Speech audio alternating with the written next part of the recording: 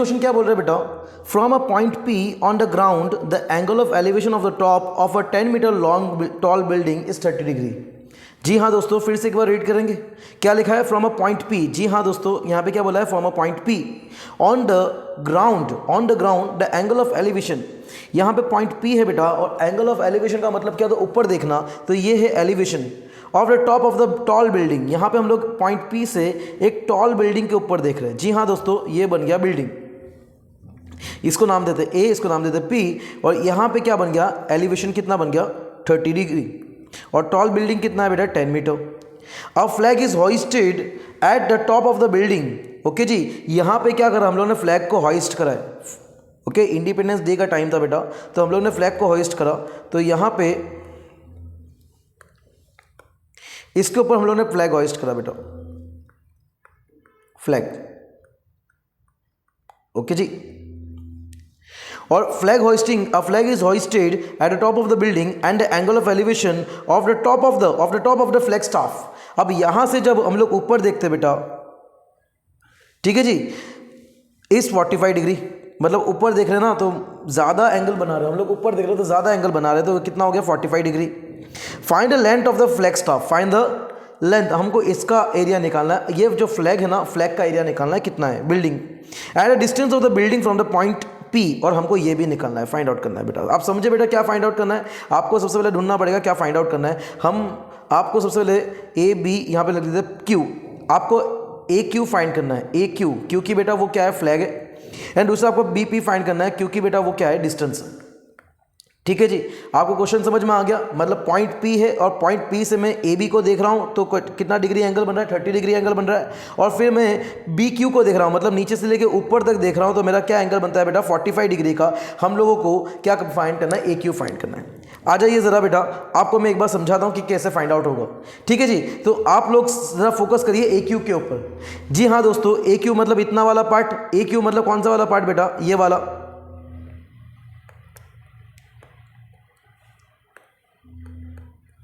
इसको क्या बोलेंगे हम लोग, AQ।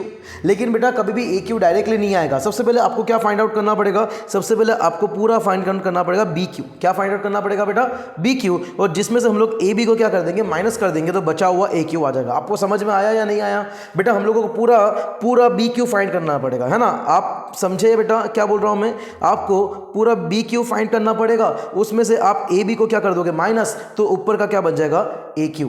ठीक है जी, और आपको यहाँ पे क्या फाइंड आउट करना है, डिस्टेंस फाइंड आउट करना है। ठीक है, आ जाइए बेटा, सबसे पहले हम लोग डिस्टेंस फाइंड आउट कर लेते हैं। डिस्टेंस फाइंड आउट करने के लिए आपको क्या करना पड़ेगा, फॉर्मूला tan 30 डिग्री, है ना जी। आपको अभी पहले वाले क्वेश्चन में भी सीखा था कि भाई ये P है और ये क्या है, बेस है ना बेटा। तो परपेंडिकुलर ऊपर है, नीचे बेस है, तो tan 30 डिग्री का फॉर्मूला कितना हो जाएगा, tan 30 डिग्री का फॉर्मूला होगा AB अपॉन BP। ओके जी, AB अपॉन BP।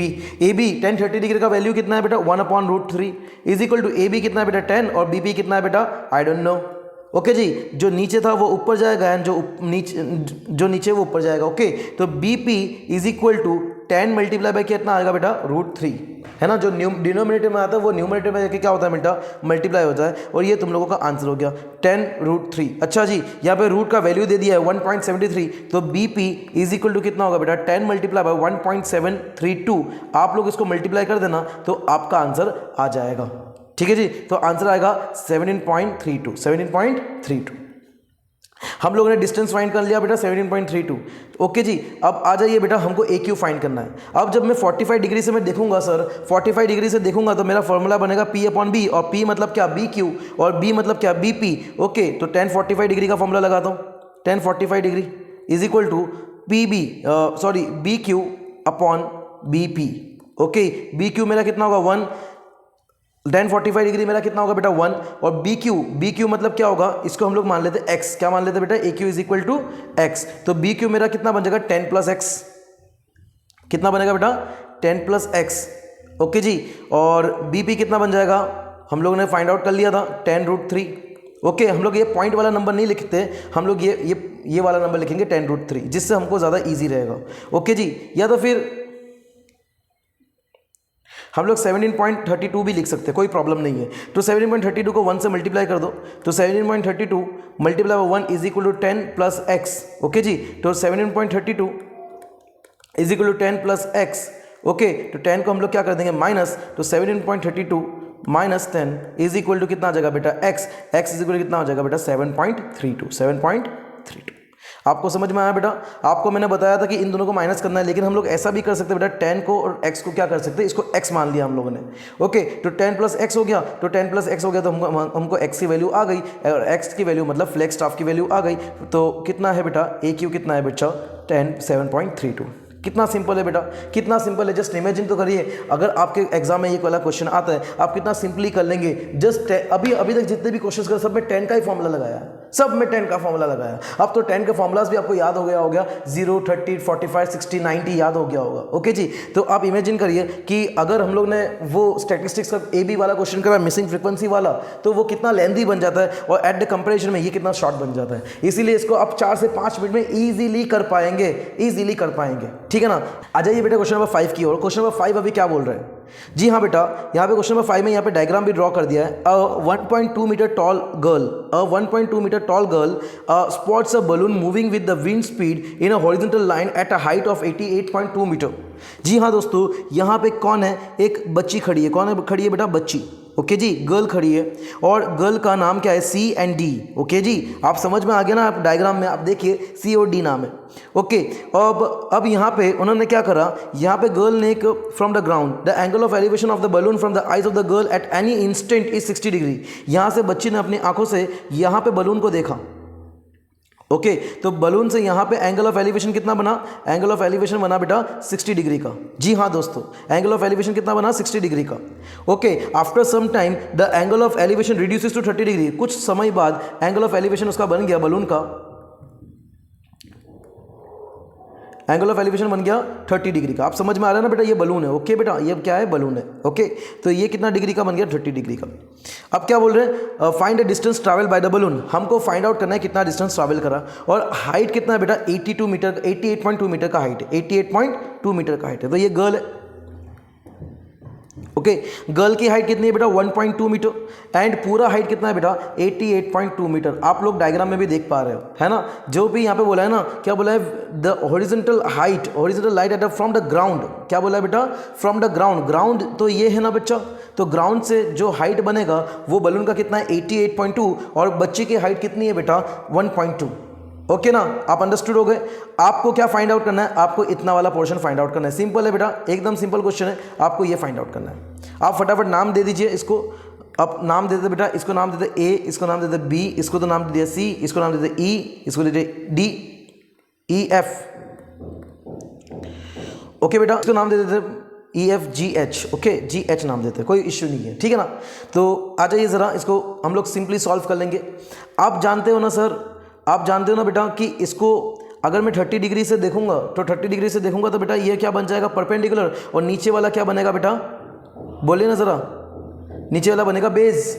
परपेंडिकुलर कितना बनेगा? अच्छा, पूरा परपेंडिकुलर बनेगा कि जस्ट इतना, जस्ट AG जो है ना वो मेरा परपेंडिकुलर बनेगा। नीचे वाला हिस्सा नहीं बेटा, क्योंकि उनके आंखों से एंगल बन रहा है ना। ओके जी, तो ये वाला पॉइंट ही मेरा क्या बनेगा? परपेंडिकुलर। Okay, understood? ओके, और यहाँ पे भी अगर जब मैं 60 डिग्री रहूँगा तो मेरा EH मेरा क्या बनेगा? परपेंडिकुलर, और नीचे वाला क्या बनेगा? मेरा बेस। ओके, तो फर्स्ट ऑफ ऑल हम लोग क्या फाइंड आउट करेंगे बेटा? फर्स्ट ऑफ ऑल हम लोग फाइंड आउट करेंगे BD। क्या फाइंड आउट करेंगे बच्चा? BD बोलूँ या CG बोलूँ, दोनों बात सेम है। और दूसरा हम लोग क्या फाइंड आउट करेंगे बेटा? BD को छोड़ दे बेटा, हम लोग पहले CG फाइंड करेंगे और फिर HG फाइंड करेंगे, फिर हम लोग फाइंड करेंगे बेटा CH। ओके जी, तो अभी CG में से हम लोग CH को क्या कर देंगे? माइनस, तो हमारा HG जो बचा हुआ डिस्टेंस आ जाएगा। ओके जी, आप आ जाइए मेरे साथ, कैसे सॉल्व करना है। फर्स्ट ऑफ ऑल, आपने अगर क्वेश्चन को अंदर देखा तो आपको समझ में आ गया होगा बेटा कि पूरा जो है ना, पूरा 88.2 है, लेकिन इतना हिस्सा जो है बेटा, इतना जो हिस्सा है वो 1.2 है। अभी 88.2 में से आप 1.2 को माइनस कर दीजिए तो AG आ जाएगा ना।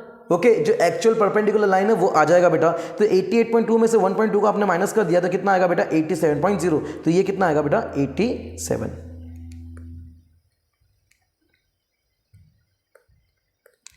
ओके जी, तो आ जाइए ज़रा, हम लोग फॉर्मूला लगाएंगे। 30 degree is equal to perpendicular upon base. Okay, 30 degree का वैल्यू कितना होगा बेटा? 1/√3 इज इक्वल टू परपेंडिकुलर कितना होगा बेटा? AG upon C ji, A ji upon सी जी। सी जी आपको दिख रहा है ना बेटा, इसको सी जी कहते हैं और इसको क्या कहते हैं, ए जी, ए जी अपॉन सी जी। तो ए जी की वैल्यू वी डोंट नो ना, we know what is A G. A G की वैल्यू इज 87। मैं यहाँ पे फाइंड करके रख देता हूँ बेटा, ए जी कहाँ से आया, ए जी इज इक्वल टू 87, 88.2 माइनस 1.2 तो कितना आएगा बेटा 87। ओके जी, तो ए जी की जगह पे मैंने क्या लगा दिया 87 और सी जी की जगह पे मैं क्या लगाऊंगा, वी डोंट नो। ओके, हमको नहीं पता। तो सी जी नीचे है तो वो ऊपर जाएगा और √3 भी कहाँ जाएगा, ऊपर जाएगा। तो C G is equal to 87√3। C G is equal to कितना आएगा बेटा 87√3। ठीक है बेटा, आप समझ गए ना, सी जी इज इक्वल टू कितना होगा 87√3। इसके बाद अब हम लोग क्या करेंगे बेटा, tan 60 डिग्री यूज़ करेंगे। जी हाँ दोस्तों, tan 60 डिग्री अगर मैं यूज़ करता तो ये कौन सा ट्राइंगल का पार्ट बनता है, ये वाला ट्राइंगल है ना। तो ट्राइंगल ये वाला है, तो हम लोग इसमें P क्या बनेगा मेरा, E और H। ई एच मेरा क्या बन जाएगा बेटा P, ये रहा E, ये रहा H, आपको देखना पड़ेगा बेटा। और यहाँ पे CH मेरा बेस रहेगा और इधर भी परपेंडिकुलर भी क्या होगा 87 ही होगा ना, क्योंकि यहाँ पे 87 है तो इधर भी 87 होगा। तो आ जाइए P/B, 60 की वैल्यू कितनी होगी 1/√3 नहीं होगी बेटा, जस्ट √3 होगा। सी जी की वैल्यू कितनी होगी बेटा, tan 60 की वैल्यू √3। P की वैल्यू कितनी होगी बेटा, EH/CH, EH/CH।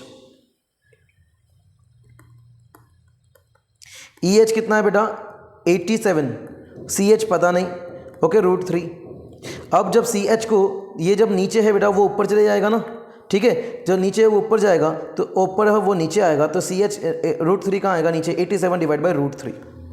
ठीक है, अभी आप लोग इसका रैशनलाइजेशन मत करिएगा क्योंकि ये आपका फाइनल आंसर नहीं है। फाइनल आंसर क्या आएगा बेटा, ये जो गैप है ये तुम्हारा गैप फाइनल आंसर है। तो ये कैसे आएगा, जब बड़े में से छोटे को माइनस करेंगे। ओके, सी जी बड़ा था उसमें से छोटे को माइनस कर दिया तो बचा हुआ आ जाएगा। तो सी जी आ जाइए, C G H G is equal to C G minus C H. आपको समझ में आ रहा है, एच जी मतलब जितना उसने मूव करा। सी जी कितना है हम लोगों ने निकाला था ना, सी जी है 87√3 और यहाँ पे हम लोगों ने फाइंड आउट करा था 87/√3। ओके जी, अभी यहाँ पे मैं हमेशा से बच्चों को कहता हूँ कि फ्रैक्शन को देखा तो बेटा एलसीएम की याद है। किसकी याद है बेटा, एलसीएम की। तो ये नीचे से ऊपर जाके क्या हो जाएगा, मल्टीप्लाई 87√3 मल्टीप्लाई बाई √3 तो कितना हो जाएगा 87 मल्टीप्लाई बाई 3। ओके जी, √3 मल्टीप्लाई बाई √3 क्या हो जाएगा, कैंसिल हो जाएगा ना, 87 मल्टीप्लाई बाई 3 माइनस 87/√3। ओके जी, ठीक है ना। तो 87 3 से कितना होगा, 3 7 से 21, 3 से 24, 25, 26, 261 माइनस 87/√3। आ जाइए बेटा, इसको माइनस करना पड़ेगा, 261 माइनस 87, ठीक है ना बेटा। ये यहाँ पे क्या आएगा 11, यहाँ पे क्या आएगा 5, यहाँ पे 15, यहाँ पे 1, तो 1 माइनस 1 माइनस 0 तो 1 हो जाएगा। 18 15 माइनस 8 कितना आएगा बेटा 7, एंड 11 माइनस 7 कितना आएगा बेटा 4, 174/√3। अब बेटा कभी भी नीचे डिनोमिनेटर में √3 नहीं रहेगा, उसको रैशनलाइजेशन करना पड़ेगा। हमेशा याद रखना, सुल्तान को सुल्तान ही हरा सकता है, डेट मीन्स रूट को रूट ही हरा सकता है। तो रूट को हम लोग रूट से मल्टीप्लाई करेंगे। जी हाँ दोस्तों, √3 मल्टीप्लाई बाई √3 तो 174 ऊपर आ जाएगा √3, नीचे आएगा 3। ओके जी, जस्ट एक बार चेक कर लीजिए ये कट होगा या नहीं होगा। हाँ जी कट होगा, 3 1 ज़ा 3, 3 5 ज़ा 15, 3 6 ज़ा 18, 3 5 ज़ा 15, ओके 3 8 ज़ा 24। तो फाइनल आंसर कितना हो गया 58√3। 58√3 इज योर फाइनल आंसर। तो कितना इजी क्वेश्चन था बेटा ये। तो आप लोगों का ये वाला आंसर भी फिनिश हो गया। जस्ट सिंपल सा क्वेश्चन था, एक बलून टाइप का क्वेश्चन था। बलून यहाँ पे है तो एंगल 60 डिग्री बन रहा है, बलून दूर जा रहा है तो एंगल 30 डिग्री बन गया। ओके जी, हमको बलून ने कितना मूव करा वो हमको निकालना है ना, अंडरस्टूड। हम लोगों ने क्या करा, हम लोगों ने सबसे पहले निकाला बच्चा, हम लोगों ने सबसे पहले ये पूरा वाला निकाला, पूरा कितना CG, फिर उसमें से ये इतना निकाला CB और उसको फिर हम लोगों ने क्या कर दिया माइनस कर दिया, तो बचा हुआ आंसर आ गया है। Okay that's it. आ जाइए बेटा लास्ट क्वेश्चन के ऊपर, क्वेश्चन नंबर 6, जो कि बहुत ज़्यादा इंपॉर्टेंट क्वेश्चन है और वो बोर्ड एग्जाम में भी आया था, लास्ट बोर्ड एग्जाम में आया था। आ जाइए बेटा क्वेश्चन को शांति से हम लोग रीड करते हैं। जी हाँ दोस्तों, क्वेश्चन में क्या लिखा है, a straight highway leads to the foot of the tower. जी हाँ बेटा, हम लोग एक टावर स्ट्रेट हाईवे बना दिया AB, ओके, और यहाँ पे क्या बना दिया टावर AC, और यहाँ पे B वाले पॉइंट पे रुद्रा खड़ा है, who is standing at the top of the tower, sorry ऊपर वाले पॉइंट पे रुद्रा खड़ा है और वो कार को ऑब्जर्व कर रहा है, वो कार को क्या कर रहा है ऑब्जर्व कर रहा है। और यहाँ पे मैंने बना दिया कार B, ठीक है जी, यहाँ पे मैंने कार बना दिया B, और यहाँ पे उसने एंगल ऑफ डिप्रेशन कितना बनाया, एंगल ऑफ डिप्रेशन बनाया 30 डिग्री का। उसके बाद which is approaching the foot of the tower at a uniform speed. 6 second later, 6 seconds के बाद, 6 सेकेंड्स के बाद उन्होंने एक एंगल कार को देखा यहाँ पे, जिसका नाम देता हूँ बेटा डी, और उन्होंने कितना एंगल बनाया बेटा 60 डिग्री का। Okay, find a time by the car to reach the foot of the tower. और यहाँ पे इसने कार ने कितना टाइम रीच करा, कितना टाइम में ए तक पहुंचा, वो हमको फाइंड आउट करना पड़ेगा। तो सबसे पहले तो हमको डिस्टेंस फाइंड आउट करने का पड़ेगा और फिर डिस्टेंस का फॉर्मूला लगा के हम लोग स्पीड फाइंड आउट कर लेंगे। ओके जी, यहाँ पे ए बी सी डी और यहाँ पे नाम दे देते ई। ओके बेटा, तो आप लोग फर्स्ट ऑफ ऑल इसको डिग्री को देखो कि ये वाला 30 डिग्री है तो ये कितना होगा, ये भी 30 डिग्री होगा, और ये पूरा 60 डिग्री है तो ये भी कितना होगा 60 डिग्री, क्योंकि यहाँ पे एंगल ऑल्टरनेट एंगल बनेगा बेटा, क्योंकि नीचे वाला ग्राउंड और ऊपर वाला स्काई पैरेलल लाइन है, तो हॉरिजॉन्टल लाइन पैरेलल लाइन होगा ना, तो फिर क्या बनेगा ऑल्टरनेट एंगल। आप लोग देख सकते हो बेटा ये वाला और ये वाला, ठीक है ना, ये ऑल्टरनेट एंगल बनेगा। तो इसको एक बार लिख लेंगे बेटा, ऑल्टरनेट एंगल बन रहा है, इसको एक बार हम लोग इक्वल प्रूफ करके लिख देंगे।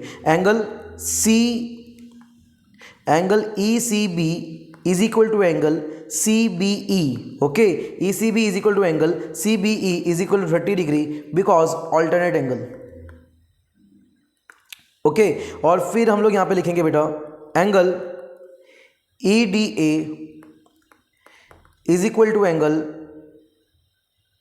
ई C D is equal to angle C D A is equal to 60 degree. Okay, वापस से क्या बना देगा ऑल्टरनेट एंगल। ठीक है जी, अभी आ जाइए, हमको क्या फाइंड आउट करना है, हमको मेनली ये इसके बीच का टाइम फाइंड आउट करना है। तो अगर हम लोग ने AD फाइंड कर लिया तो उसका टाइम भी फाइंड आउट करने में सक्सेसफुल हो जाएंगे। सर बेटा ये बेटा क्या दिया है, ये बेटा हमको दिया है टावर। क्या दिया है बेटा, टावर। ओके जी, तो CA जो है बेटा वो टावर है। ओके, और CA बेटा दोनों ही ट्राइंगल के केस में आप लोग देखेंगे ना, यहाँ पे दो ट्राइंगल बन रहा है, एक ट्राइंगल बन रहा है बेटा CAD और दूसरा ट्राइंगल बन रहा है बेटा CAB। ओके, दो ट्राइंगल बनता है, दोनों ही ट्राइंगल के केस में बेटा आप लोगों ने अगर देखा होगा तो CB क्या है बेटा कॉमन है, CA क्या है बेटा कॉमन है। तो टावर को हम लोग क्या मान लेंगे x, मतलब CA मेरा क्या बन जाएगा, ये भी बन जाएगा x। ओके जी, तो हम लोग 10-30 डिग्री का फॉर्मूला लगाएंगे। 10-30 डिग्री इज इक्वल टू क्या है बेटा, परपेंडिकुलर अपॉन बेस। आप लोग तो जान चुके हो अभी तक परपेंडिकुलर अपॉन बेस, तो CA is equal to AB, CA upon AB। 10-30 का वैल्यू कितना होगा बेटा 1/√3 इज इक्वल टू CA को हमने क्या मान लिया x, और AB को CA अपॉन AB को हम लोग कुछ नहीं रखेंगे, ऐसा ही रखेंगे। ओके, जो नीचे है वो ऊपर जाएगा, ठीक है ना, तो AB इज इक्वल टू कितना हो जाएगा बेटा x√3। क्या हो जाएगा बेटा x√3। ठीक है जी, हमने AB फाइंड आउट कर लिया, अब हमारी बारी है बेटा AD फाइंड आउट करने की। जी हाँ दोस्तों, AD फाइंड आउट कर लेंगे। ठीक है बेटा, AD फाइंड आउट कर लेंगे। आ जाइए बेटा AD फाइंड आउट करते हैं। 10-60 डिग्री इज इक्वल टू क्या होगा बेटा CA upon AB, CA upon AD। CA की वैल्यू कितनी है बेटा x है, जो कि हमने कॉमन माना था, और यहाँ पे क्या आएगा √3 और नीचे क्या आएगा बेटा AD ऊपर जाएगा तो √3 कहाँ आएगा नीचे, तो AD इज इक्वल टू कितना होगा बेटा x अपॉन √3। अच्छा, हमको AD की वैल्यू मिल गई। ओके जी, लेकिन हमको DB नहीं पता है ना, क्योंकि यहाँ पे बोला है 6, यहाँ पे बोला है DB जो 6 सेकंड्स में जा रहा है, लेकिन DB का डिस्टेंस कितना है, क्योंकि हम लोग क्रॉस मल्टीप्लाई करेंगे कि DB अगर जाने में 6 सेकंड लगते हैं तो AD जाने में कितना लगेगा। ठीक है ना, तो हम लोग DB फाइंड आउट करने के लिए क्या करेंगे बेटा, DB फाइंड आउट करने के लिए पूरे AB में से AD को माइनस कर देंगे, तो DB इज इक्वल टू, आपको समझ में आया बेटा क्रॉस मल्टीप्लाई। बेटा अगर DB जाने में अगर 6 सेकंड लगते हैं तो AD जाने में कितना टाइम लगेगा, वैसा करेंगे बेटा। तो DB is equal to AB minus AD, तो AB कितना होगा बेटा, AB होगा मेरा x√3 और AD कितना होगा बेटा x अपॉन √3। तो ये √3 इसके साथ मल्टीप्लाई हो जाएगा बेटा, x मल्टीप्लाई बाई 3, मतलब इसको हम लोग ऐसे भी लिख सकते हैं ना बेटा 3x माइनस x अपॉन √3, तो कितना आएगा बेटा 2x अपॉन √3। जी हाँ दोस्तों, 2x अपॉन √3। ओके जी, तो हम लोगों ने DB फाइंड आउट कर लिया। DB की वैल्यू कितनी आई बेटा 2x अपॉन √3, तो ये रहा DB की वैल्यू। अब हम लोग क्या करेंगे बेटा कंपैरिजन करेंगे। जी हाँ दोस्तों, हम लोग अभी क्या करेंगे बेटा कंपैरिजन। ठीक है, तो आ जाइए बेटा, हम लोग लिखेंगे टाइम एंड डिस्टेंस। ठीक है, डी बी 2x/√3 जाने में, 2x/√3 जाने में उनको 6 सेकेंड लगा। कितना सेकेंड लगा बेटा? 6 सेकेंड। तो अब बता दीजिए कि AD x/√3 जाने में कितना सेकेंड लगेगा? x/√3 जाने में कितना सेकेंड लगेगा? क्वेश्चन मार्क है ना। 2x/√3 आपको पता चल गया ना, 2x/√3 मतलब ये वाला DB। ओके जी, तो हम लोग क्या करेंगे? क्रॉस मल्टीप्लाई, तो 6 मल्टीप्लाई बाई, ये सेकेंड्स है बेटा, हाँ, 6 multiply by x/√3 divide by 2x/√3। तो आप समझ गए होंगे, दूर दूर पास पास वाला कॉन्सेप्ट लगेगा। तो 6 multiply by x multiply by √3 upon √3 multiply by 2x। तो √3 कट हो गया, x कट हो गया बेटा, 2 1 2 2 3 6। तो आंसर कितना आएगा बेटा? जस्ट 3 सेकेंड्स, है ना। तो हम लोग ने स्मार्टली प्ले करा, स्मार्टली ऐसा गेम खेला कि भैया DB फाइंड आउट करने में अगर हमको 6 सेकंड लगते हैं, DB तक जाने में उसको 6 सेकंड लगता है, तो AD कितना लगेगा? तो DB का हमने डिस्टेंस फाइंड करा। सबसे पहले तो हमने AB का डिस्टेंस फाइंड करा, फिर उसके बाद AD का डिस्टेंस फाइंड करा। फिर हमने सोचा कि sir DB is equal to, अगर 6 सेकेंड्स है तो AD कितना होगा, तो हम लोग ने DB भी फाइंड कर लिया। इस तरह से फाइंड करा और फिर हम लोगों ने क्रॉस मल्टीप्लाई करके हम लोगों ने 3 सेकंड्स आंसर निकाल लिया। ठीक है जी, आपको अगर कुछ समझ में नहीं आया तो आप मुझे कमेंट बॉक्स में पूछ सकते हो, आपको मैं रिप्लाई दूंगा और आपको मैं समझा भी दूंगा। आपको कोई प्रॉब्लम हो मुझे शेयर कर सकते हो।